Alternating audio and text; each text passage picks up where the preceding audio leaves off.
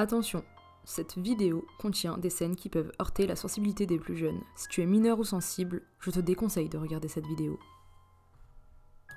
Rien de paranormal, rien de mystérieux, mais le sujet que je vais aborder est suffisamment sordide et sombre. Vous l'aurez deviné, ou plutôt vous avez vu le titre, aujourd'hui nous allons parler des photos post-mortem, photographier des morts pour ceux qui n'auraient pas fait latin. Je ne ferai pas un long discours ennuyeux sur l'histoire de la photographie, mais il est nécessaire de remettre les choses dans leur contexte. Il faut savoir que le rapport à la mort au XIXe siècle était bien différent du nôtre. Les maladies ôtaient la vie à énormément de personnes, dont les enfants, et laissaient de nombreuses familles endeuillées. Et qui dit période lugubre, dit tradition lugubre. Certains morts étaient parfois placés en vitrine de la morgue. Oui, vous avez bien entendu, en vitrine. Ce procédé permettait aux habitants d'identifier un cadavre. En effet, les corps disposés les uns à côté des autres, baignant dans les solutions de conservation, devaient être ceux d'inconnus.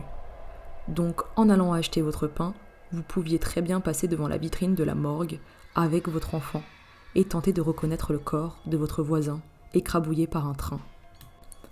En sachant cela, l'idée de photo post-mortem paraît immédiatement moins glauque.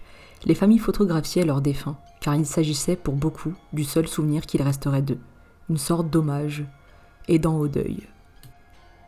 Un mort ne doit pas être difficile à photographier, eh bien détrompez-vous. Le photographe mettait en place de nombreuses techniques.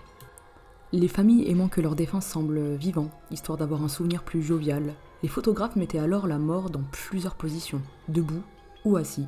Sauf que malgré l'avancée de la photographie, le temps de pause était en général de 30 minutes. Et malheur à vous si vous bougez d'un centimètre.